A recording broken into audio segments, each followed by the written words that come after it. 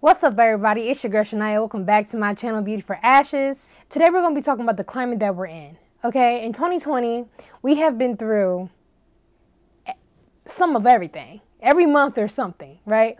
And these past month, going on like a month and a half, we've been dealing with the ugly face of racism more now than ever. And it's to the point you cannot hide from it. You no longer can be quiet. You can no longer say it does not exist. If you say that, then you're choosing to be ignorant, period. I got a text saying, "How are you feeling?" And I said, to be honest, I don't know. But I do feel like we were born on death row. All the Black history that I've learned, and all the Black history that I had to relearn when I got to college, because of course, when you're in elementary school and you're growing up, you don't get taught history correctly. You get taught the way that the winners, the victors of history want you to know about them. So they rewrite it. So, it's the question of, so what do? We protest. I don't agree with the rioting. I do not agree with it, but that's what happens, right? We protest, riots happen, and we continue to have conversations.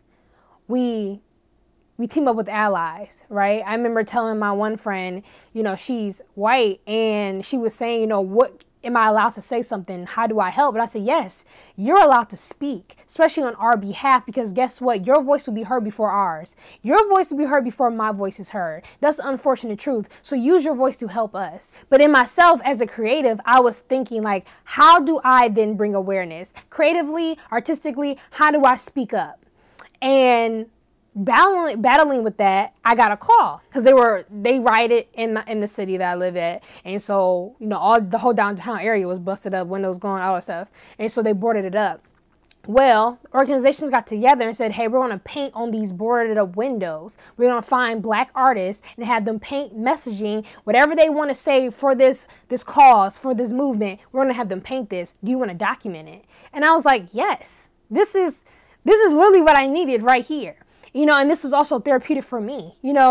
Some of the people that I interviewed, they said I wanted to come out here because it was therapeutic. It was a way of healing. What I thought was so amazing was, Grand Rapids is a white city, and the fact that we're seeing Black faces, we're seeing Black symbolism, we're seeing all these Black messagings all over a white city on these white-owned businesses. Majority of them as white businesses. I just thought it was such a beautiful thing, and I was happy that I got to document it.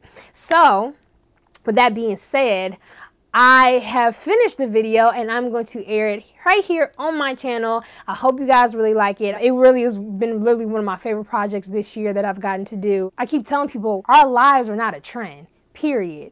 So I'm just really honored and excited the fact that I got to be a part of this amazing project, and it's called Windows GR, and I hope you guys like it.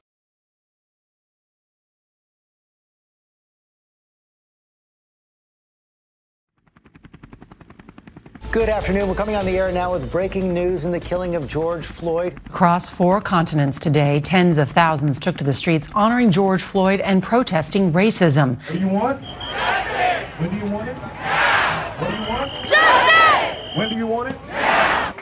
Black Lives Matter! Black Lives Matter! We're trying to break these systems. Everything that's going on right now, these protests, systems. If this is our opportunity to break down the Grand Rapids system, let's do that. Let us speak. Y'all finally giving us a seat at the table. Let us speak. Let us speak. Let us speak.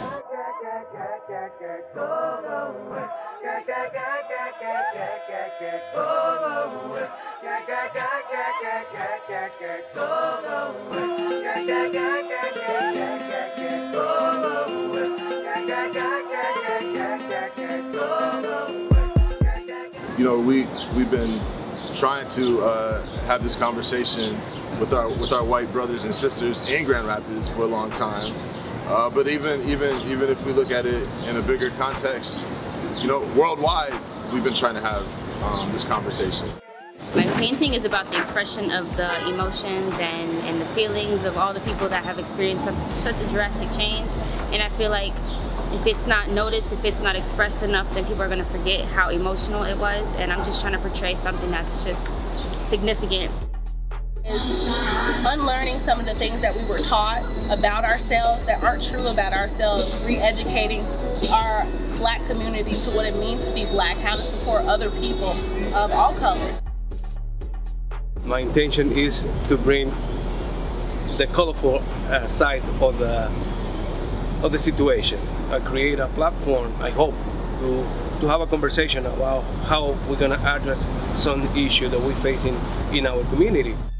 I wanted to get involved with this project because one of the things that I've been saying along the way is because you are alive, you matter to me. So some people are getting caught up in like the colorism of it, and it's like, no, like I care about you because you're living.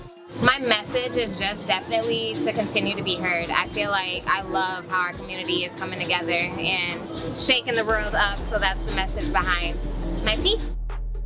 So the reason why I wanted to get involved was I just wanted to do my part, and I feel like my art is valuable. It's something that's very special to me to bring to this world. The message that we're trying to promote is that Black lives do matter and that we need to pay attention to this, and it's close to home. I wanted to get involved because personally I'm starting to realize I can't be silent anymore as a Black man in America. If I'm silent, I'm almost just as much of a problem as any other person on this planet. So I felt like I had to do my part. The reason I got involved with this project was because I think in a world where nobody's listening to each other, this is a great way to get my message out as an artist and as a person of color especially. I believe my art, or art in general, can bring a lot of people together. Art transcends language and so many other barriers that we have no idea about. My idea is that I want to show that it's going to take more than just one voice of a community. It's more of having everyone come together, so the whites, Blacks, Hispanics, all chanting for the same thing, which is Black Lives Matter. You know, when we come as immigrants, we see America as in a different light. And then as you stay here longer, you begin to realize that there are social problems. And sometimes you try to kind of distance yourself from it, thinking that doesn't concern you. But I heard someone said that when you become an American citizen, you don't just inherit the good things, you also inherit the bad things.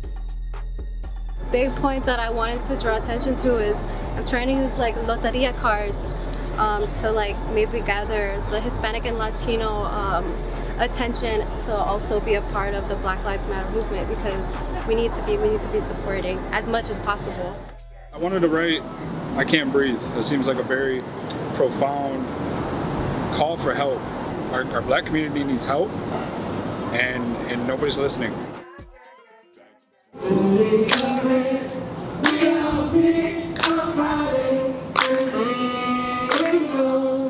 I just